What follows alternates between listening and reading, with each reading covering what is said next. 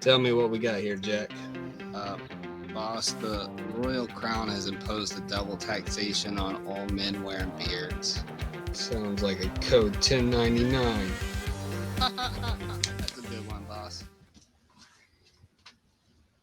Did King Henry really impose a beard tax in 1535? Or was he so ruthless and arrogant and self centered that a simple rumor was so believable?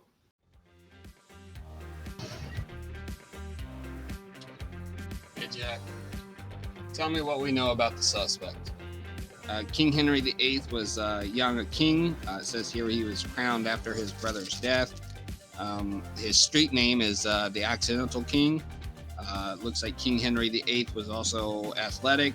He wrote poetry and looks like he tried to be a rapper and a composer.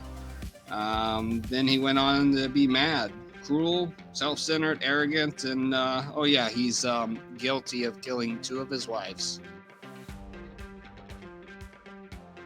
Let's go talk to the witnesses and find out when King Henry VIII went crazy and why.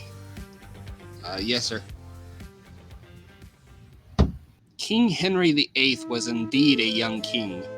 Crowned at 19 years old, Henry wasn't next in line. In fact, Henry was planning to be active in the church.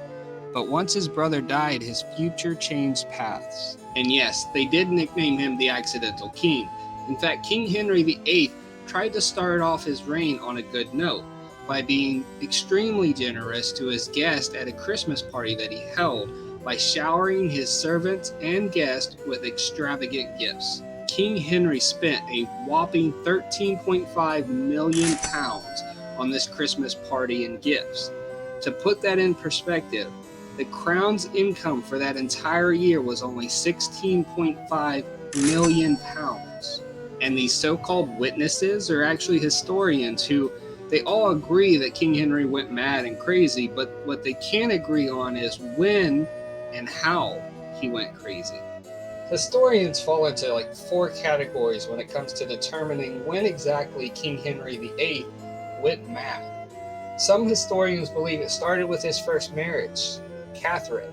His marriage to Catherine started off great, but over the years, Catherine was unable to deliver an heir to the throne. As well as not being able to give birth to a boy, Henry's father-in-law was embarrassing King Henry VIII on the battlefield, using his daughter to persuade King Henry to attack the French on good faith that his troops from Spain would be there to aid. Unfortunately, those troops never came, leaving England's soldiers dead on the battlefield and King Henry's ego shattered. Other historians believe that King Henry VIII lost his mind to a jousting accident. King Henry VIII was very athletic in the early years of his reign. One of his favorite sports was to participate in jousting events. On one event, King Henry suited up to compete in a jousting tournament. Unfortunately, he would be knocked down and injured, causing him to be unconscious for over 2 hours. There are some historians that believe that King Henry VIII became a tyrant because of lead poisoning. The British Library had documents that showed prescriptions that were given to King Henry VIII over the years for ulcers on his leg. These prescriptions show medications used to treat the ulcers had high levels of lead in them, and lead absorbed through the skin, especially open wounds, can alter and damage the brain. Then there are historians that believe that King Henry VIII was already ruthless from the start. One of King Henry's first acts as king was to execute 2 of the most hated collectors in the country from his father's reign, accusing the 2 men of constructive treason, which was a fictitious charge made up by King Henry VIII just to justify the killing of 2 men. Although this seems to be a favorable act which grew his popularity among the people, it also shows the level of effort King Henry VIII would go to have someone killed, even if it meant making up laws. King Henry VIII even killed his cousin to set an example to his supporters who may dare to challenge his throne. His cousin, who had been locked up in a tower since King Henry VII's reign, hadn't bothered anyone most of his life as a prisoner.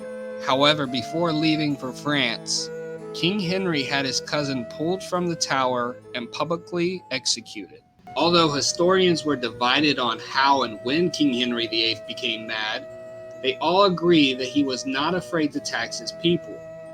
Following in his father's footsteps, King Henry VIII attempted to pose two benevolences on the people of England.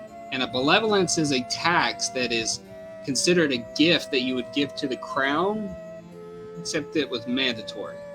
In 1925, King Henry VIII tried to impose a benevolence on the amount of £333,000.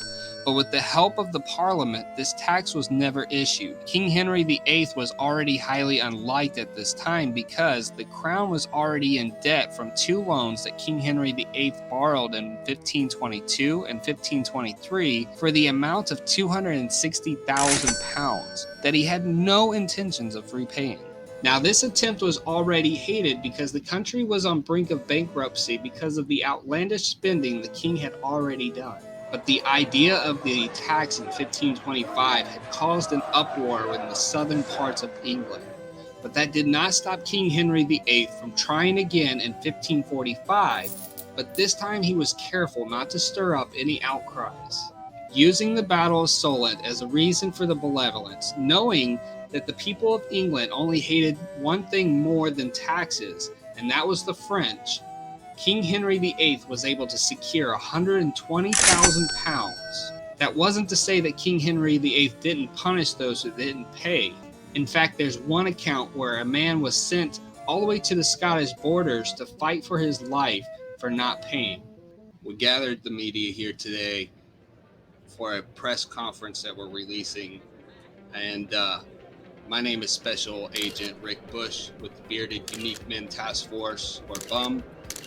We are issuing a warrant for Mr. King Henry VIII for taxing fine citizens of England who wear beards, and that is a crime that must be paid for.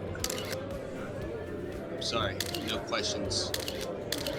Sorry, not answering questions today. King Henry VIII was a king who was hated by many and considered to be arrogant, self-centered, and a tyrant. It was easy to believe that King Henry VIII imposed a beard tax. And it wasn't like he wasn't afraid to tax the people. I mean, he did have one of the most expensive spending habits. But was King Henry VIII guilty because of who he was? Or did he actually have a beard tax? I believe it was a rumor that was started. And because of his enormous rap sheet, it was easy to believe this to be true. However, the British Library has no documentation of these taxes, and the National Archives has no evidence of a beard tax either, which is unusual because during this era, documenting everything was important. My other concern would be the logistics of the beard tax. How much does one pay, and how would the king enforce the beard tax? Not to mention the majority of the society in England was clean-shaven, despite King Henry VIII. And we know this to be true because Peter the Great, who traveled through Europe and England, was influenced by the clean-shaven society that he imposed the beard tax on his people when he returned back to Russia, which you can check that video out here. It's safe to say that there was no beard tax in 1535 because of the lack of evidence and documentation. But would King Henry VIII still be pleased that people still hated him today? Absolutely. I want to say thank you guys for watching. I enjoy doing these videos for you guys. If you like this content, please just like, subscribe, comment. Let me know what you guys want to see next. I'll continue to keep working on editing and camera angles and making these contents more interesting for you guys. I love you guys. I'll see you guys next week for another episode of Beard History.